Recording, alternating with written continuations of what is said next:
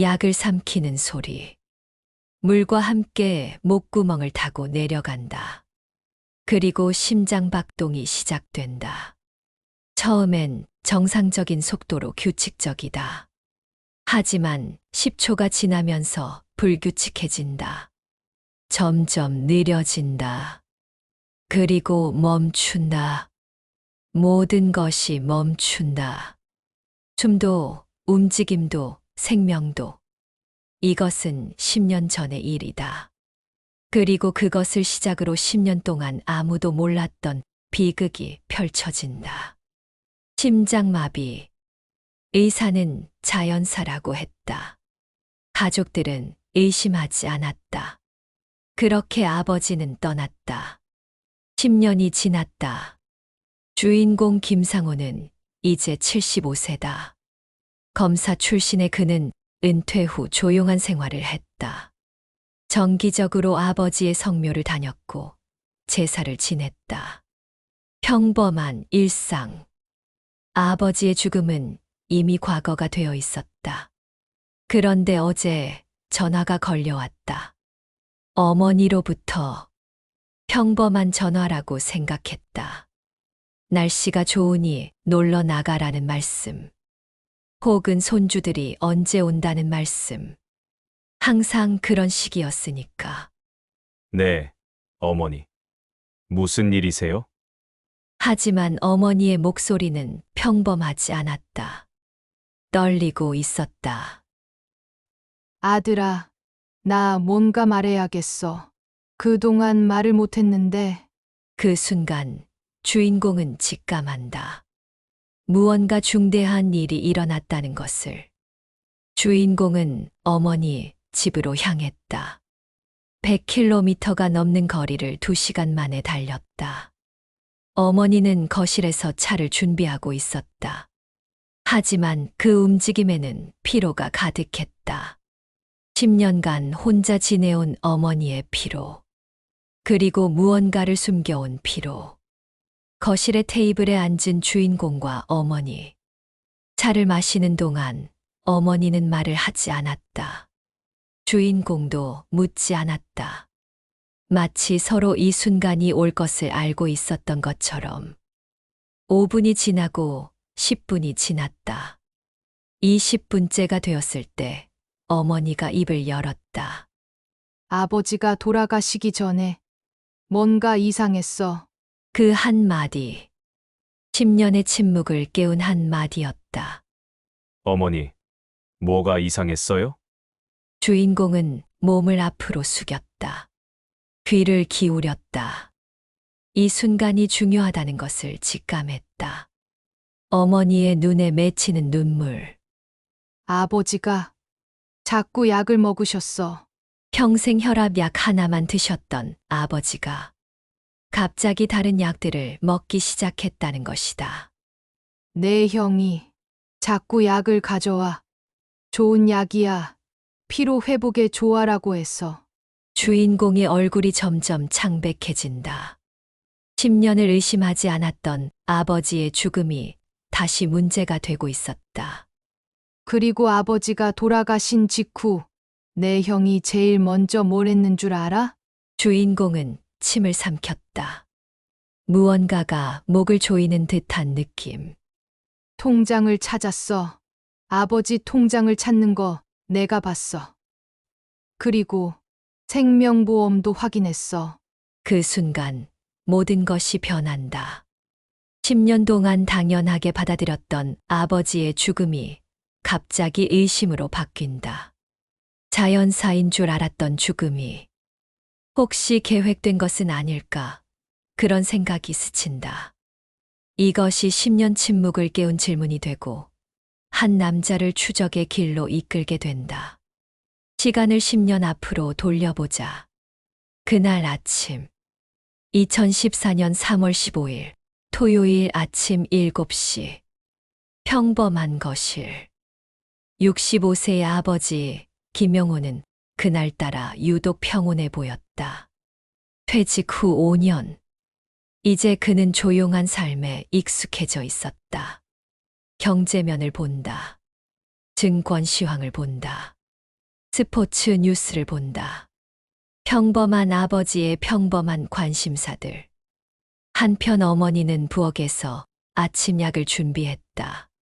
혈압약 하나, 소화제 하나, 처방약 목록에 적혀 있던 것들. 15년을 같은 방식으로 준비한 아침약, 처방약 목록대로 변함없이. 거실에서는 아들이 출근 준비를 하고 있었다. 아침 9시에 회사 출근까지 30분 남았다. 어머니가 아버지 옆에 앉았다. 약을 놓았다. 물잔도 함께. 여보, 약 드세요. 평범한 아침의 평범한 말씀. 약을 집어들었다. 물과 함께 삼킨다. 아무도 이것이 비극의 시작이 될 줄은 몰랐다. 그때였다. 문이 열린다. 의붓형 김병호가 나타났다. 아버지보다 5살 위인 어머니의 전남편 자식. 평생 아버지와 사이가 좋지 않았던 사람이었다. 아버지, 안 주무셨어요? 의붓형의 목소리는 유독 밝았다. 마치 연기하는 것처럼. 응, 일어났어. 무슨 일이야? 이렇게 일찍. 아버지의 목소리는 차갑다. 평생 관계가 멀었기 때문이다. 의붓형이 뭔가를 주머니에서 꺼냈다. 하얀색 약봉지. 글씨가 선명하지 않았다. 약국에서 받는 일반적인 봉투가 아니었다. 내가 좋은 약을 구했어요.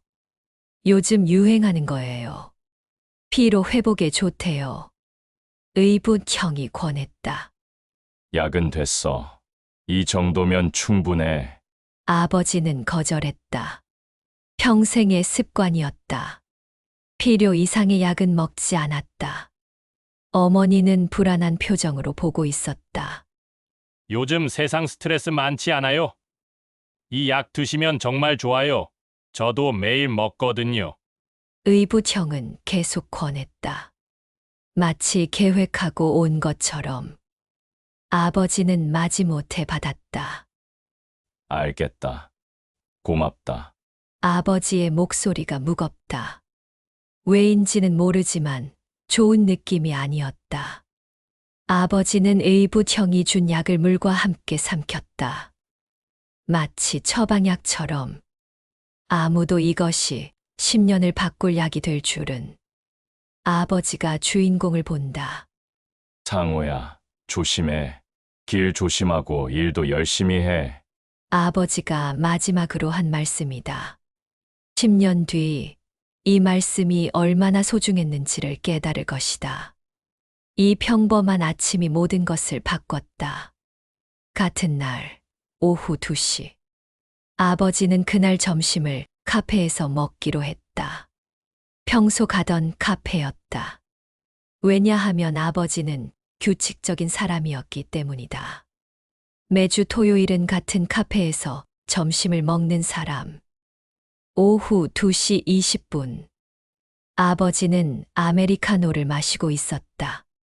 신문도 읽고 있었다. 평범한 토요일 오후. 그런데 오후 2시 32분, 카페 직원은 나중에 경찰에 증언했다. 할아버지가 갑자기 가슴을 잡더니 쓰러졌어요. 그 순간이 정확히 오후 2시 32분이었어요. 카페는 순식간에 혼란에 빠졌다. 누군가 119를 불렀다. 구급차의 사이렌이 울렸다. 응급실 천장. 아버지의 시점이다. 모든 것이 흐릿하고 목소리들은 멀리 들린다. 의료진이 뛰어다닌다. 모니터가 삐삐삐 울린다. 심장 박동이 불규칙하다. 의사가 제세동기를 준비한다. 1번, 2번, 3번. 하지만 모니터에서는 점점 희미해진다. 1시간이 지났다. 의료진이 움직임을 멈췄다. 시계를 본다. 기록한다. 그리고 담담히 말한다. 심장마비입니다. 단 3단어. 하지만 그 3단어가 모든 것을 끝낸다. 어머니는 울음을 터뜨렸다. 10년을 함께한 남편이 갑자기 돌아오지 않는다. 주인공은 벽을 본다. 감정을 표현할 수 없다. 이게 현실인가? 의사는 물어본다. 장기 기증은 어떻게 하실까요? 화장은 언제 하실 건가요? 가족들은 기계적으로 답변한다. 결정해야 할 것들이 많다. 하지만 그 모든 결정이 증거를 없애는 결정이 되고 있었다. 3일 뒤 아버지는 화장되었다.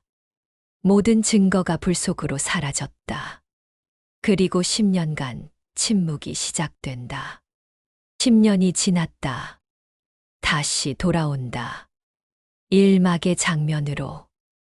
어머니가 차를 마시던 그 순간으로. 어머니는 천천히 말을 이었다.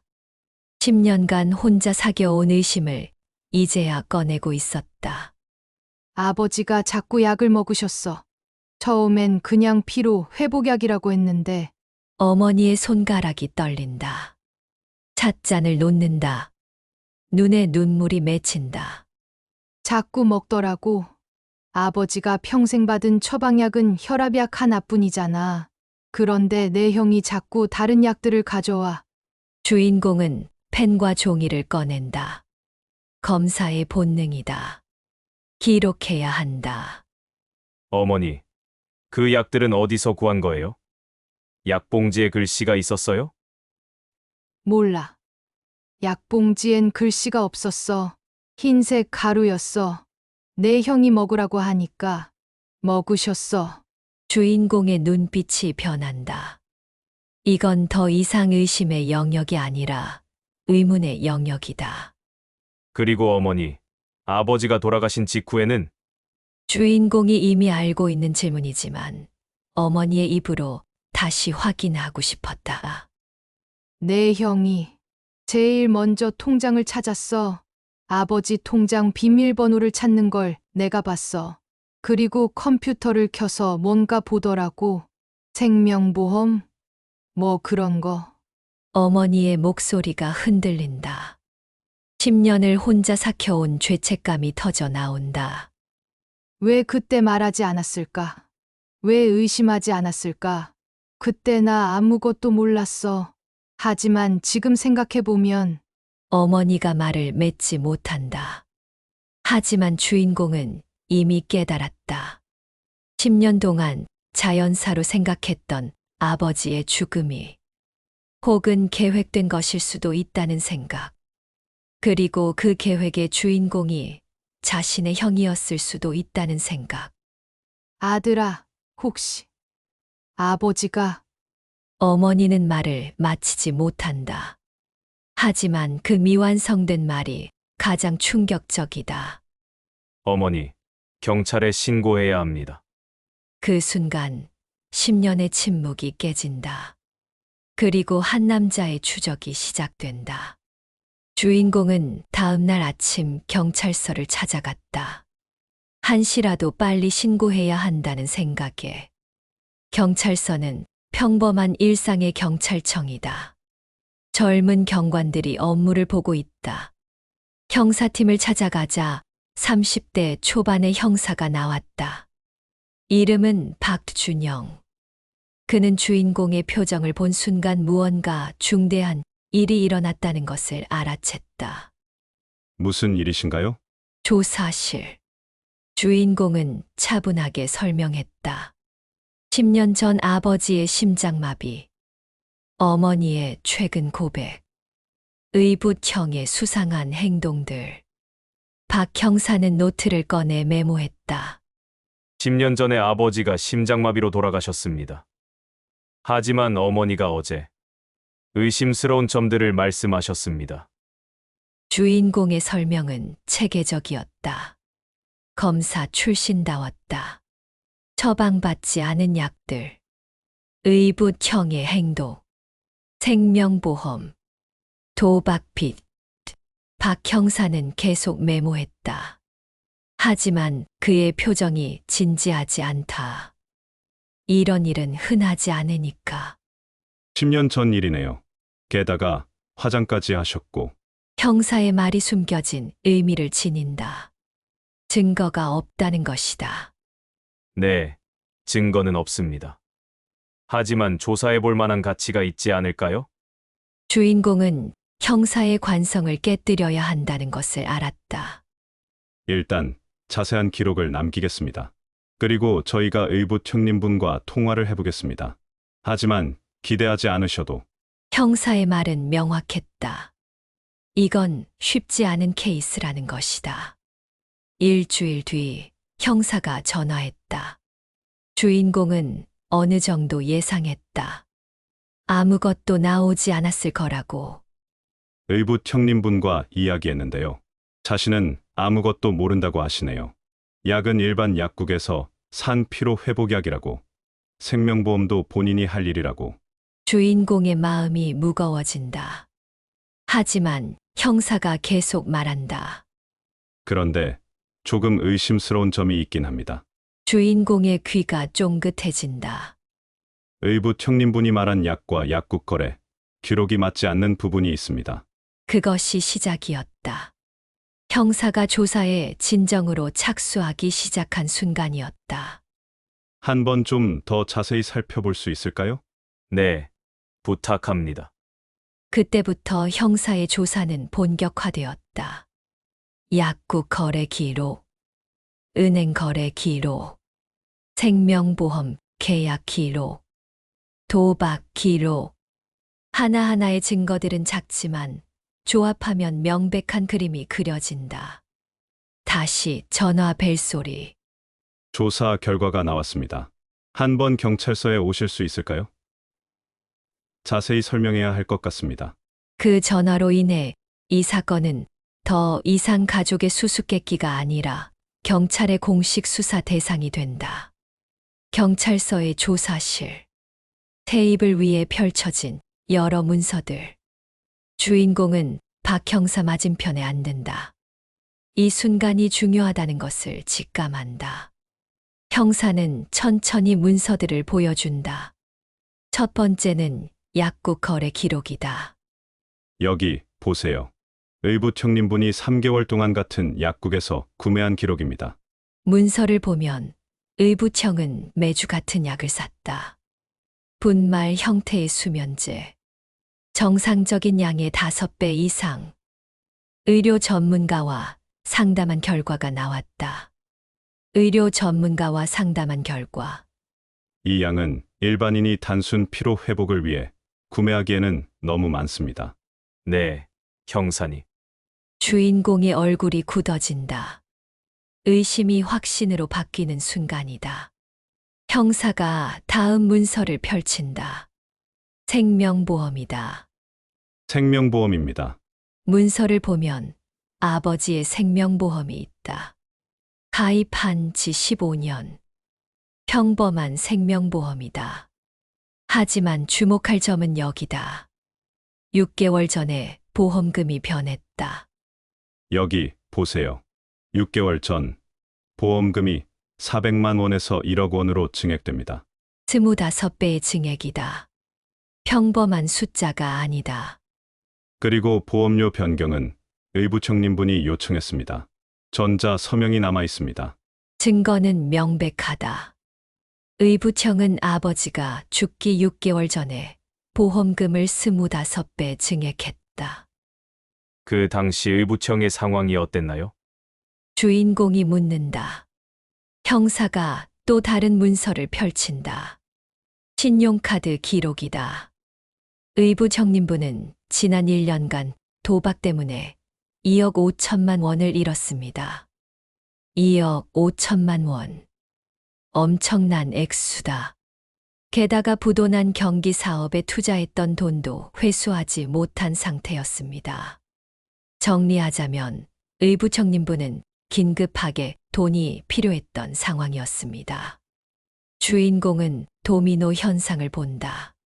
하나의 타일이 넘어지면서 모든 것이 연쇄적으로 넘어지는 모양이다. 형사가 계속 설명한다. 그리고 흥미로운 것이 하나 더 있습니다. 또 다른 문서. 이것은 이웃분의 증언 기록이다. 의부청님분이 며칠 전에 시장 약국을 자주 방문하는 것을 봤다고 하시네요. 그리고 약을 집에 가져오는 장면도 봤다고. 증인이 있다. 객관적인 증인. 의부청이 처음부터 거짓말을 했다는 것이다. 본인이 건강이 안 좋아서 약을 자주 사 먹었다고 했는데 약국에서는 그런 기록이 없다고 하네요. 오히려 약국 주인은 기억합니다. 한 남자가 자주 왔는데 항상 같은 약만 사갔어요. 양도 많고요. 형사가 확인한다. 그 사람이 의부청님분입니다. 형사가 마지막으로 가장 중요한 문서를 펼친다. 약의 성분 분석 결과다. 이것은 약국에서 제공한 그 약의 성분 검사 결과입니다. 고함량의 수면제, 명확한 분석 결과, 그리고 가장 중요한 부분. 이 약을 하루에 5살 이상 복용하면 부작용이 발생할 가능성이 높습니다. 특히 고령자의 경우 심각한 건강 문제로 이어질 수 있습니다. 심장 기능 부전으로 이어질 수 있습니다. 심장마비. 그것이 답이다. 의부청님분이 아버지께 준 약은 매일 5살 이상입니다. 3개월 동안 침묵이 흐른다. 주인공은 그제야 깨닫는다. 이건 더 이상 의심이 아니라 확신이라는 것을. 모든 것이 명백했다. 경찰의 조사가 진행되면서 의부청의 진짜 모습이 드러나기 시작한다. 주인공이 알던 형은 다른 사람이었다. 형사가 보여주는 기록은 냉혹하다. 의부청은 10년 전에도 도박 빚으로 고생했었다. 그때마다 아버지에게 돈을 빌렸다. 이번만이라는 말과 함께 아버지는 항상 빌려줬다. 아들의 아버지이니까. 하지만 의부청은 갚지 않았다. 그리고 더 빌렸다. 더 큰 돈을. 4년 전에는 사업이라며 2억을 빌렸다. 그것도 갚지 않았다. 어머니는 기억한다. 아버지가 얼마나 답답해했는지.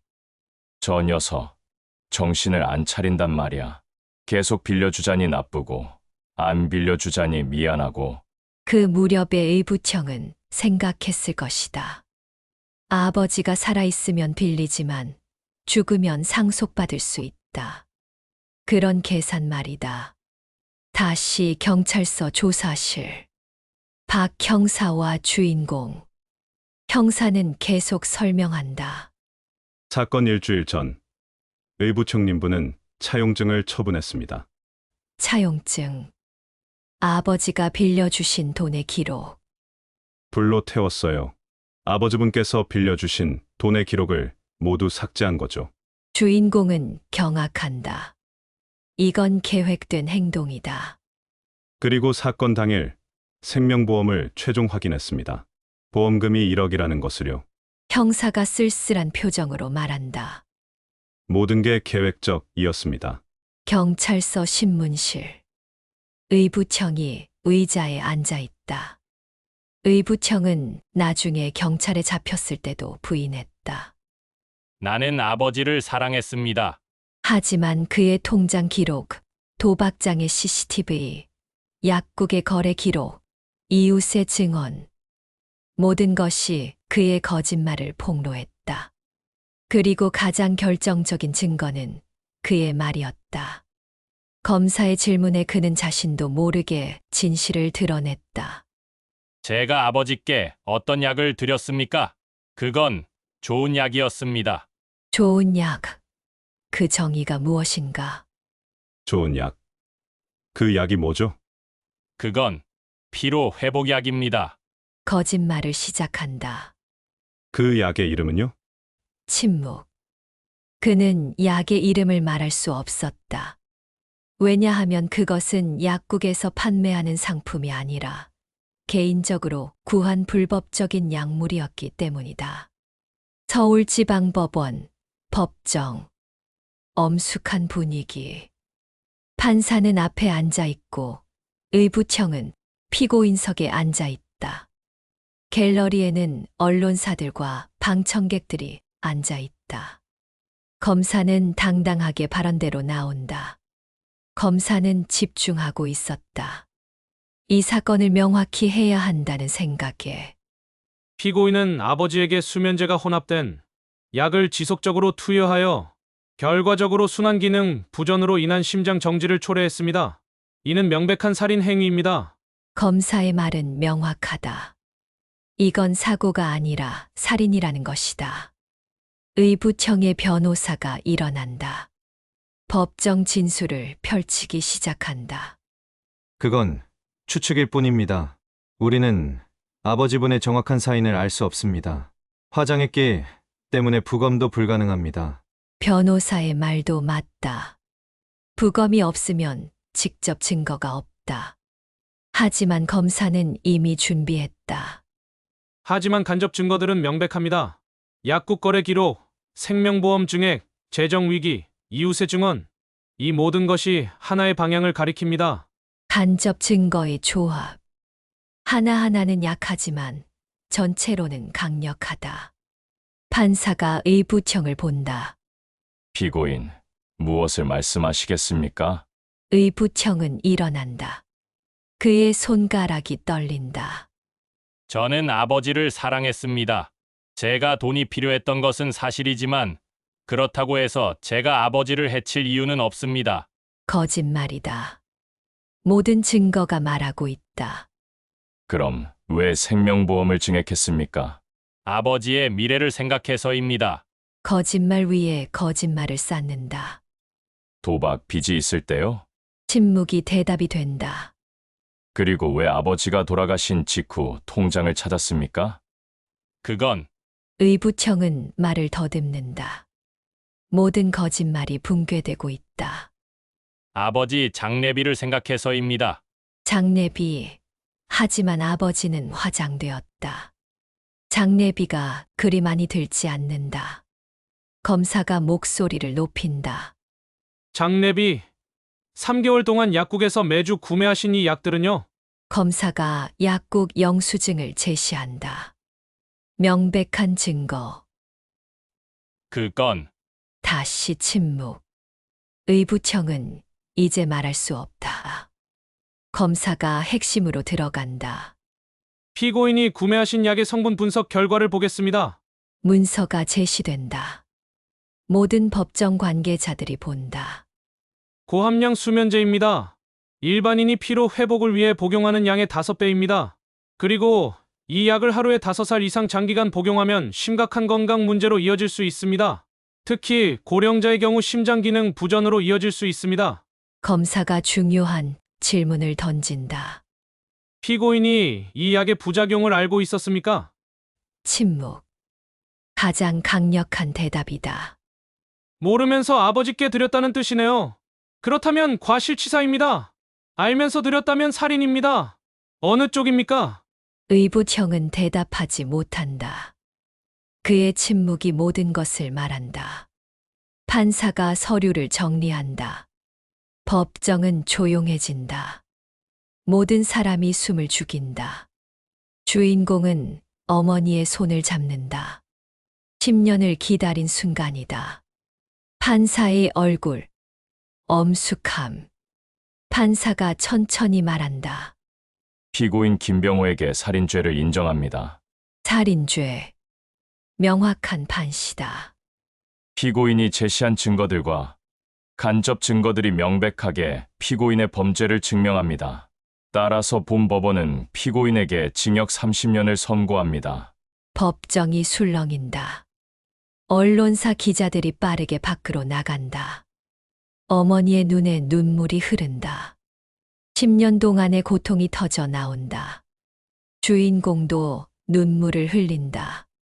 10년 동안 밤마다 생각했던 그 순간이 드디어 왔다. 의부청은 절망한다. 모든 거짓말이 폭로되었다. 모든 계산이 깨졌다. 그리고 10년 동안 침묵 속에 있던 아버지가 이제야 말한다. 나는 돈 때문에 죽었다. 1년 후, 주인공 김상호는 여전히 같은 집에 살고 있다. 하지만 마음은 가벼워졌다. 10년 동안 짊어졌던 의문과 의심이 사라졌기 때문이다. 아버지의 사진을 본다. 웃고 있는 얼굴, 평온한 표정. 이제 아버지는 사라진 것이 아니라 기억 속에서 살아있다. 어머니와 함께 정기적으로 성묘를 간다. 하지만 이제는 슬픔이 아니라 감사의 마음으로 아버지가 기억되고 있다는 것에 법원 판결문, 역사의 기록, 10년 침묵 뒤의 정의. 이 기록이 말해주는 것은 하나다. 당신의 주변에도 이런 일이 벌어지고 있을 수 있습니다.